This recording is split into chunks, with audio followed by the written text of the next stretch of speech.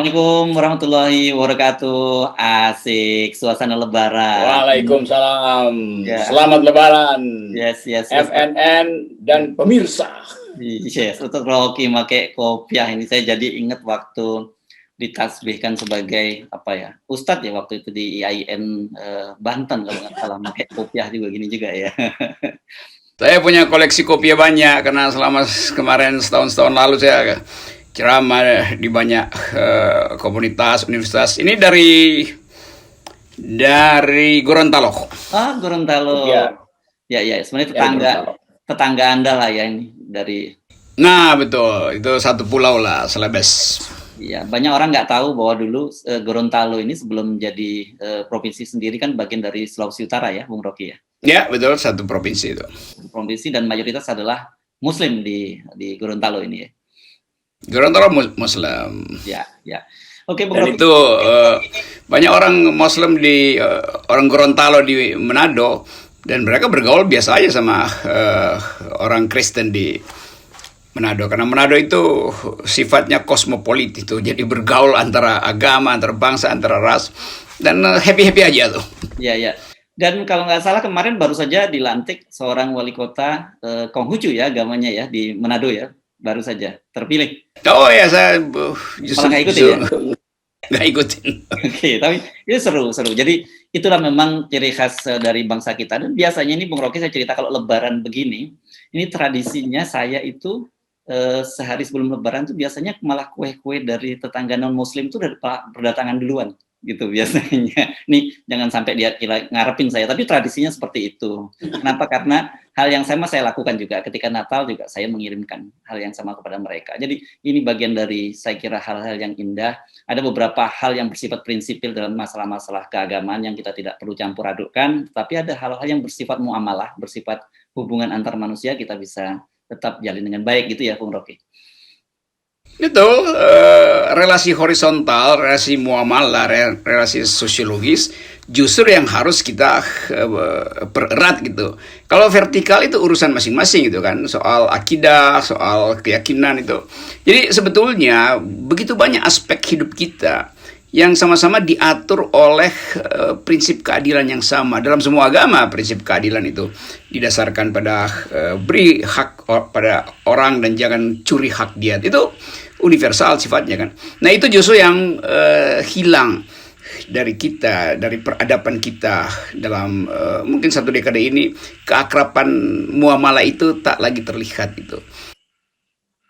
Ya, dan kita berharap mudah-mudahan saja ini Hari Raya Idul Fitri 1442 Hijriah ini membawa suasana kebaikan karena ini adalah Lebaran kedua, Bung Rocky. Kita dalam situasi tekanan yang luar biasa, baik secara ekonomi, terus kemudian situasi kesehatan dan diperburuk oleh relasi sosial dan situasi politik itu. Ya, ada harapan. Selalu orang berharap bangsa ini bisa dieratkan kembali. Tetapi kita juga mesti lihat fakta kerasnya bahwa ini buzzer para fanatik kekuasaan itu terus mengucapkan hal-hal yang memecah belah gitu. Bahkan beberapa hari lalu ketika seorang ulama meninggal, Ustadz Tengku Zulkarnain itu, sebagian buzzer ini justru seolah-olah bergembira, bahkan masih mengeluarkan kalimat-kalimat hinaan itu. Saya bertanya dalam 2 hari ini, apakah ini yang disebut sebagai revolusi mental? Apakah ini yang pernah dijanjikan oleh Presiden Jokowi untuk mengumpulkan kembali rasa kewarganegaraan kita tuh? Jadi seolah-olah bagian yang paling dasar dari bangsa ini yaitu persatuan Indonesia, persatuan berbasis tadi kesetaraan di dalam wilayah muamalah itu dilupakan untuk dihimpun, sehingga kekuasaan lebih cenderung untuk mengontrol aspek-aspek politik ketimbang mengeratkan aspek-aspek sosial kan. Jadi bagian buruk dari kita justru terjadi atau menjadi-jadi setelah ada COVID. COVID ini memporak-porandakan kenikmatan kita berwarga negara.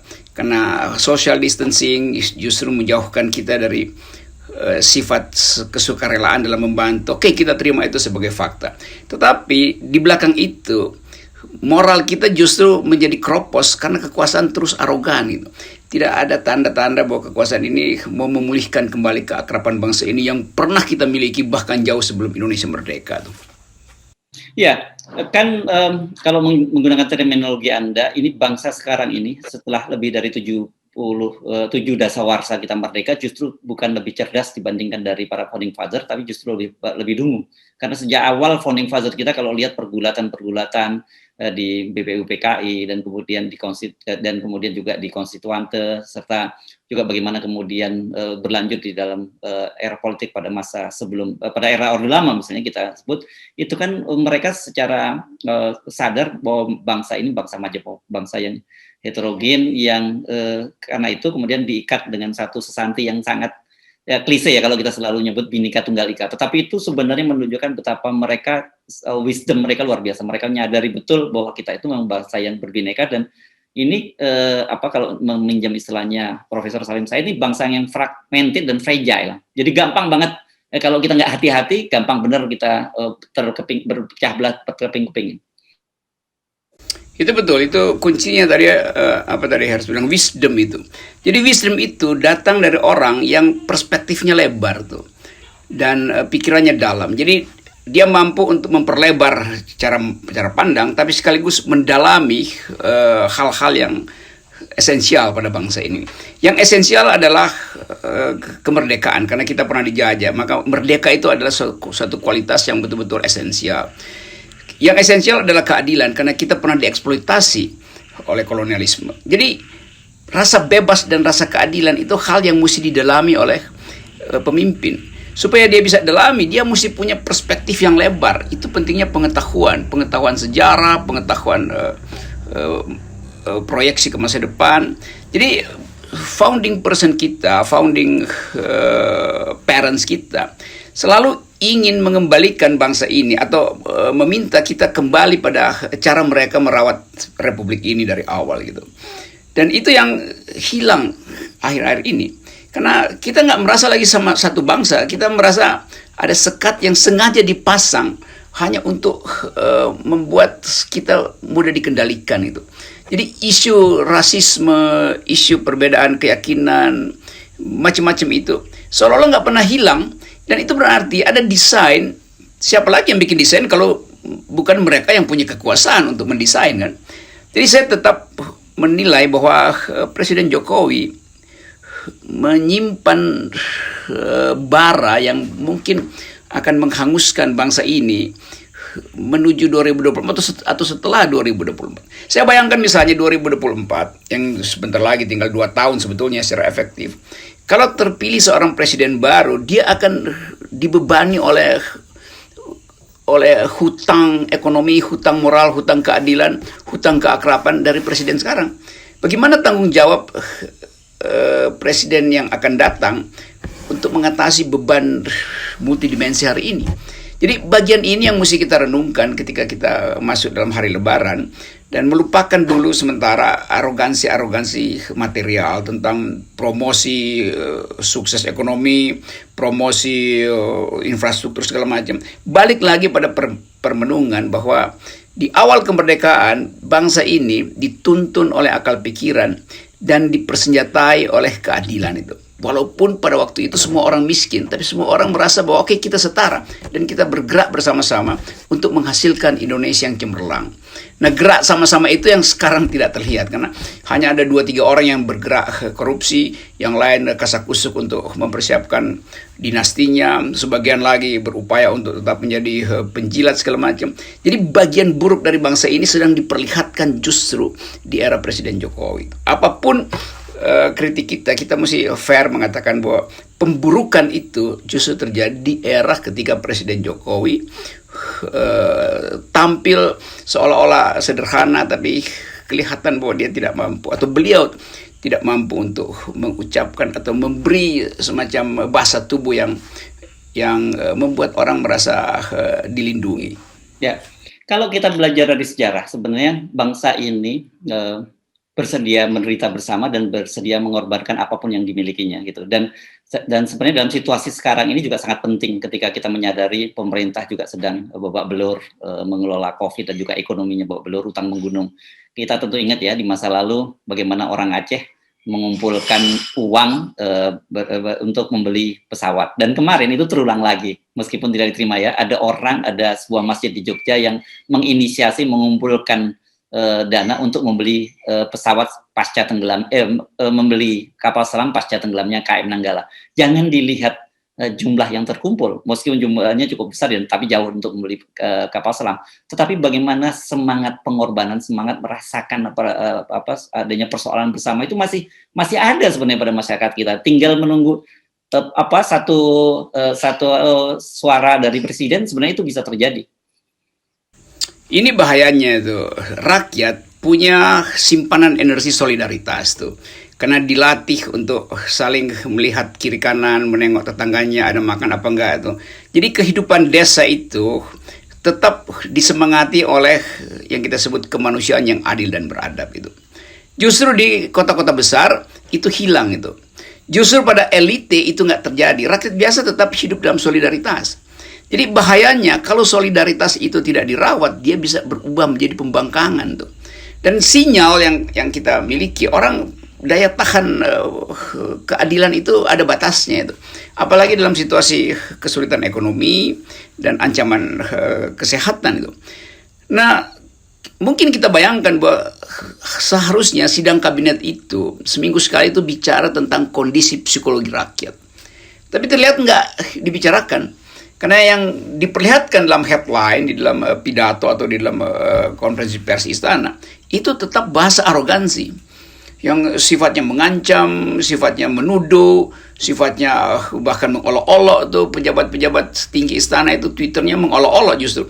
Bahkan pada situasi duka cita itu olok-olok masih jalan. Dan itu diikuti oleh basar-basar dungu ini yang mempromosikan kata-kata hinaan pada peristiwa duka cita bahkan. Jadi semua ini kita mesti kembalikan pada atau kita tagihkan pada presiden, karena dialah yang seharusnya merawat kehidupan bersama ini, karena demi itu bangsa ini didirikan tuh. Jadi nanti jangan kita udah bisa bayangkan nanti Basar ini mulai memang salah siapa itu. Lo salah dari pemimpin, nggak ada rakyat yang salah, rakyat tetap ingin ada keakraban. Dan mungkin kita bisa organisir satu gerakan yang biarkan istana dengan arogansinya sendiri, tapi rakyat tetap harus hidup di dalam koridor kebersamaan, kesantunan, keadilan, dan bahkan toleransi terhadap tetangganya yang mungkin sedang dilanda oleh kesedihan. Kendati berbeda agama, kendati berbeda ras, tapi kesedihan tetangga itu adalah kesedihan bangsa. Jadi saya kira sebenarnya gini, kita juga bisa saja menganggap ini sebagai sebuah, katakanlah sebuah blessing. Bagaimanapun gitu, kita kalau orang optimis begitu ya, karena biasanya kan hari raya ini identik dengan pesta makan-makan dan sebagainya. Tapi karena sekarang sedang pandemi, pergerakan manusia pergerakan kita juga dibatasi. Ini waktunya kita berkontemplasi, untuk merenungkan sebenarnya terlalu banyak kerusakan di muka bumi yang kita lakukan oleh yang namanya manusia ini kan paling banyak melakukan kerusakan di muka bumi. Hampir semua dah. Ini waktunya kita untuk berkontemplasi, dan itu tadi ide yang menarik. Ya kalau memang pemerintah bolak-balik kita sampaikan kritik tidak juga dengar, ya sudah kita mulai dari kita saja sendiri. Mulai dari level grassroots, membangun kesadaran sendiri, membangun akal sehat itu sendiri gitu, Bung Rocky. Ya, kekuatan komunitas itu diajarkan oleh sejarah adalah kemampuan untuk memahami keadaan dan mengambil sikap nihilis. Kadang-kala sikap nihilis itu diperlukan supaya kita tidak larut di dalam harapan yang berlebihan. Harapan yang kita tahu nggak bisa dipenuhi. Kita berharap kekuasaan bisa mengembalikan akal sehat publik. Kita berharap kekuasaan bisa mengakrabkan kembali tetangga yang bermusuhan. Kita berharap kekuasaan bisa menjumpai mereka yang tersisih karena kesulitan ekonomi. Ternyata kekuasaan tidak bisa lakukan. Jadi komunitas harus mengambil inisiatif itu tuh. Dan banyak inisiatif kecil yang juga kalau dilakukan secara bersama-sama itu bisa menghasilkan efek yang luar biasa tuh. Nah, kita mungkin di hari Lebaran, kita seminggu lalu kita marah, jengkel dengan segala macam aturan yang membatasi orang pulang mudik, tapi kemudian ada semacam pemahaman lagi itu, lalu berupaya menilai lagi setelah Lebaran apakah harga-harga masih bisa terjangkau, apakah anak-anak sekolah masih ada uang jajan, apakah pemerintah masih punya cukup cadangan untuk meyakinkan bahwa gaji bulan ke-13 tetap akan diturunkan. Itu hitungan-hitungan ekonomi yang real yang akan orang lakukan setelah berhari raya. Tapi khusus pada hari raya ini, betul tadi kita bikin aja kontemplasi untuk meyakinkan bahwa kita bisa bertumbuh. Negara bisa jalan tanpa presiden, tapi presiden tidak bisa jalan tanpa rakyat. Dikembalikan kekuatan rakyat itu sebagai penuntun kehidupan bersama.